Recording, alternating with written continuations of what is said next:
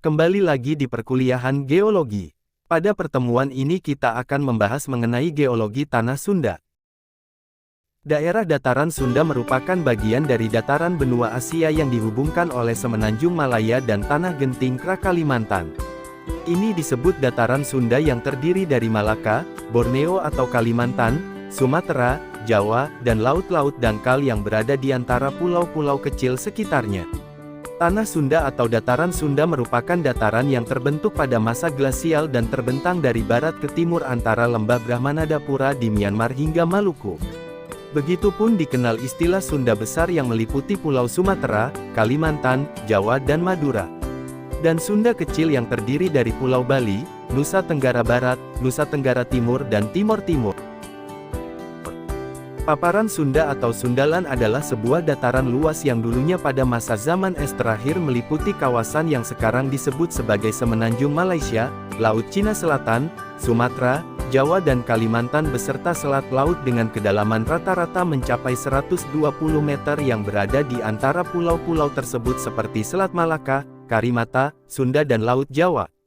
Paparan Sunda ini merupakan bagian dari lempeng Eurasia. Paparan Sunda memiliki luas sekitar 1.850.000 km persegi. Paparan ini mulai tertutup air pada zaman kuarter, ketika glasiasi terakhir terjadi. Bukti bahwa Kalimantan, Sumatera, dan Jawa pernah menjadi satu daratan adalah ditemukan jejak-jejak sungai purba.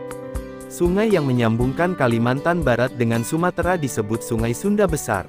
Bukti pernah adanya sistem sungai yang mempersatukan pulau-pulau Sunda Besar dan benua Asia adalah ditemukannya berbagai spesies ikan air tawar Asia Tenggara di berbagai pulau yang kini terpisah oleh laut.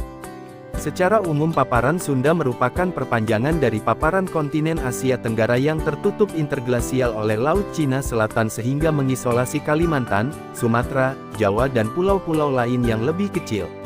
Pada periode glasial, muka air laut turun, dan perbesaran dari paparan Sunda muncul dan terlihat sebagai marshiplain. Lautan dan teluk yang tertutup oleh paparan Sunda memiliki kedalaman kurang dari 100 meter. Gradien bawah laut yang landai memisahkan paparan Sunda dari Filipina, Sulawesi dan Kepulauan Sunda Kecil, di mana garis pemisah membentang di antara Bali dan Lombok, ditandai dengan diskontinuitas utama dalam fauna yang dikenal sebagai garis Wallace. Paparan Sunda terdiri dari 5 zona yaitu Zona Natuna, Anambas, Karimata, Sabuk Timah, dan Karimun Jawa. 1. Zona Natuna. Cekungan Natuna terletak di belahan utara Indonesia, dan secara geografis termasuk wilayah Provinsi Kepulauan Riau. Secara geologi Kepulauan Riau, Natuna, merupakan bagian Sundaland, dengan Laut Natuna bagian timur termasuk ke dalam subsistem tepian bagian barat Laut Cina Selatan. Di Kepulauan Natuna berkembang 2 cekungan sedimentasi tersier yang kaya minyak dan gas, yaitu Cekungan Natuna Barat dan Cekungan Natuna Timur. 2 zona Anambas, merupakan kontinen asal, diperkirakan terjadi pada 300 juta tahun yang lalu. Zona Anambas ini mengalami penenggelaman dan sekarang merupakan pulau damar yang termasuk ke dalam Provinsi Kepulauan Riau. 3 zona Karimata, zona ini terletak di perairan Selat Karimata Barat Daya Kalimantan, yang berada di antara Pulau Kalimantan dan Pulau Belitung. 4 zona Sabuk Timah, adalah Sabuk Timah Asia Tenggara yang merupakan zona memanjang utara selatan dengan panjang 2.800 km dan lebar 400 km, membentang dari Burma, Myanmar, dan Thailand hingga Semenanjung Malaysia dan Kepulauan Timah Indonesia. 5 zona Karimun Jaya, berumur pada masa pratersier, pulau-pulau yang termasuk zona Karimun Jawa, yaitu pulau-pulau Kemujan, Seruni, Genting Sambangan. Sahul merupakan paparan kedua di Indonesia.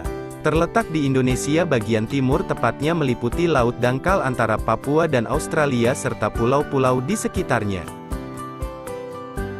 Sekian ulasan materi untuk pertemuan sekarang, sampai bertemu di pembelajaran pertemuan berikutnya.